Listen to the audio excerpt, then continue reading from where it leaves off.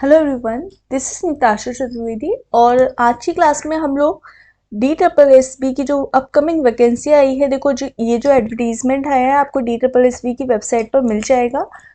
इस एडवर्टीजमेंट में आपको जो अभी लेटेस्ट वैकेंसी आई है उसके बारे में सारा कुछ इन्फॉर्मेशन दी गई है। देखो जो एग्ज़ाम आप लोग एग्ज़ाम का वेट कर रहे थे DSSB का, तो वैकेंसी आउट हो चुकी है और आप 17 अगस्त से इसके फॉर्म फिल कर सकते हैं। 15 सितंबर इसकी लास्ट डेट है। अब इसमें हमारी बहुत सारी वैकेंसीज आई हुई हैं, म्यूज़िक टीचर, उसके अलावा अगर बात की जाए TGT स्पेशल एजुकेशन टीचर, उसके अलावा पब्लिसिटी असिस्टेंट, फोटोग्राफर और सीनियर साइंटिस्ट बायोलॉजी। हम लोगों को कुल मिला के अपने कंप्यूटर साइंस से मतलब है, तो कंप्यूटर साइंस की वैकेंसी देख लेते हैं। TGT या PGT में कंप्यूटर साइंस की वैकेंसी आई है नहीं है, इसमें काफ़ी सारी वैकेंसीज हैं। आप लोग एक बार एडवर्टीजमेंट जरूर देख लीजिएगा।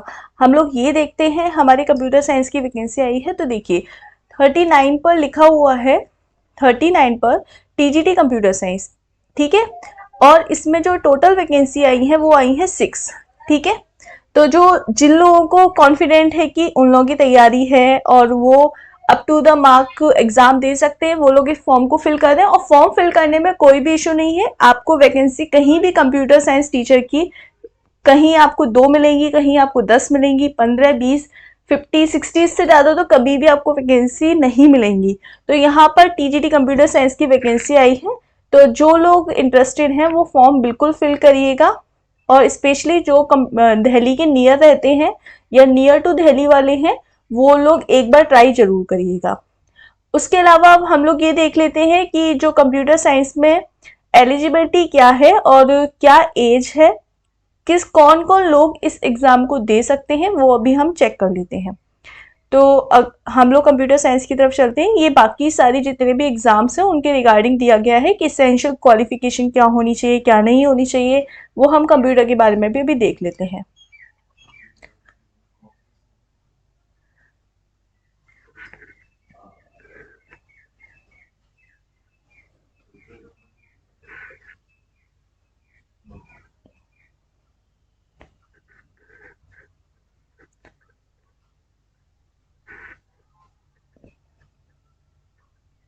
एग्ज़ाम पैटर्न दिया है यहाँ पे, देखो ये रहा। यहाँ पे आप देखेंगे तो ये दिया हुआ है TGT कंप्यूटर साइंस, ठीक है। अब TGT कंप्यूटर साइंस के बारे में दिया हुआ है ये पूरा क्या क्या, देखो अनरिजर्व 5 हैं, उसके बाद OBC की 1 है, यानी ओवरऑल हमारी टोटल 6 है। जो भी SC ST कैटेगरी के लोग हैं उनको भी as a general under UR category और OBC कैटेगरी में ही शामिल किया जाएगा, अनरिजर्व कैटेगरी। तो आप 6 लोगों को सिलेक्शन देना है। तो आप लोग बिल्कुल जो लोग भी फॉर्म फिल करना चाहते हैं फॉर्म फिल करिएगा।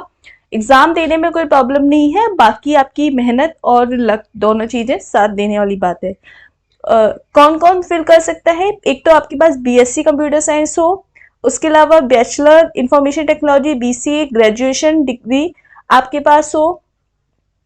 मैथमेटिक्स के अलावा आपके पास, अगर आप मैथ्स में ग्रेजुएट हैं प्लस आपके पास कंप्यूटर में इंजीनियरिंग है, कंप्यूटर में डिप्लोमा इंजीनियरिंग है, कंप्यूटर साइंस इंजीनियरिंग में आपके पास डिप्लोमा है, तो भी आप दे सकते हैं।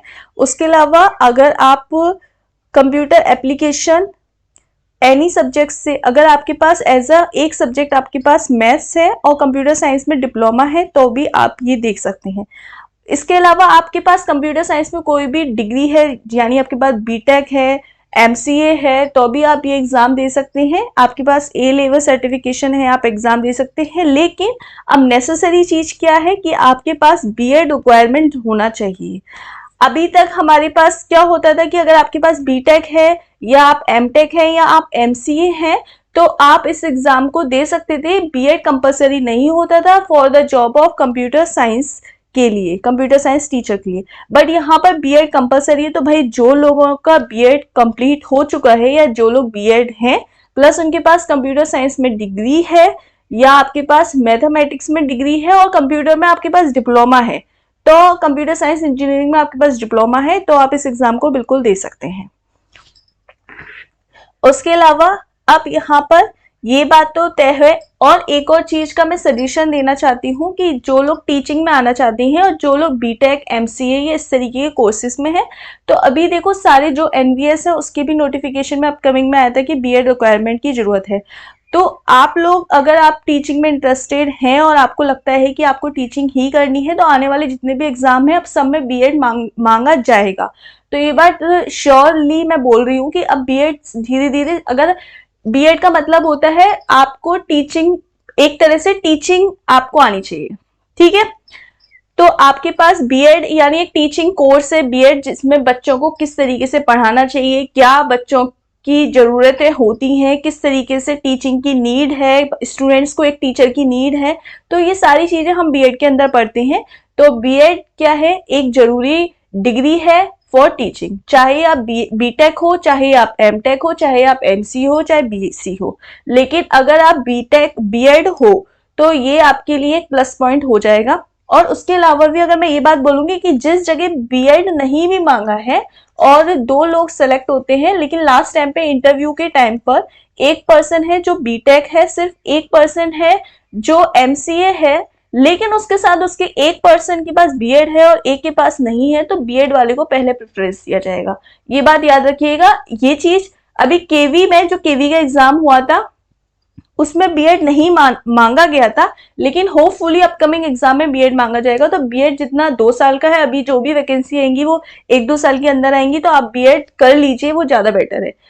इस साल का बीएड का फॉर्म डालिए, इससे क्या होगा, आप एक सिक्योर हो जाएंगे। अभी किसी एग्जाम में बीएड नहीं मांगा तो आपके लिए वेल गुड है कि आप वो एग्जाम दे देंगे, लेकिन बीएड भी कर लेंगे तो बाकी जितने और एग्जाम से जहां पे बीएड की रिक्वायरमेंट होती है आप उनके लिए भी एलिजिबल हो जाएंगे, अगर टीचिंग में इंटरेस्टेड हैं तो। अदरवाइज आपको प्राइवेट ऑर्गेनाइजेशन और कंपनीज में जाना है तो वहां पर कोई भी रिक्वायरमेंट नहीं है। अब यहाँ पे एक्सपीरियंस, कोई भी एक्सपीरियंस की रिक्वायरमेंट नहीं है। आपको level 7 grade pay 4600 grade pay के थ्रू आप सेलेक्ट होंगे।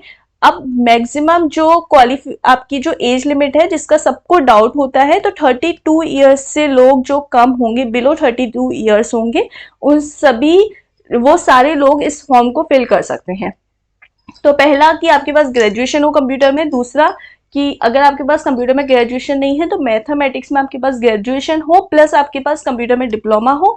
दूसरी चीज कि बीएड की रिक्वायरमेंट जरूरी है और 32 साल से आपकी उम्र कम होनी चाहिए। जो लोग इस क्राइटेरिया को फॉलो करते हैं, भाई मैं उन सबको सजेस्ट करूंगी कि वो फॉर्म, दिल्ली की वैकेंसी, आपको दिल्ली के अंदर काम करने का मौका मिलेगा, आप लोग जरूर फॉर्म फिल करिए। और बाकी अगर जो लोग नहीं एलिजिबल हैं तो कोई दिक्कत नहीं है, आगे और भी वैकेंसी आएंगी, लेकिन आई सजेस्ट कि बीएड भी कर लेना चाहिए आपको, जितनी जल्दी हो सके उतनी, ठीक है। तो हम लोग अब मिलते हैं अपने जो अब हमारा बैच चल रहा है, जिसमें कि हम टीजीटी से रिलेटेड एमसीक्यू सीरीज चालू करी हुई है, जिसमें अभी तक बीपीएससी और ईएमआरसी और जितने भी अपकमिंग एग्जाम होने वाले हैं DSSB, वो सबके लिए वो वीडियो जो बैच चल रहा है वो हेल्पफुल होने वाली है। तो उसको भी ज्वाइन करिए, फ्री ऑफ कॉस्ट है, यूट्यूब पे भी अवेलेबल है। और बाकी अगर नए हैं चैनल पे तो लाइक शेयर सब्सक्राइब करना बिल्कुल ना भूलें। और मिलते हैं हम अपनी अपकमिंग क्लास में, तब तक के लिए good bye, have a nice day.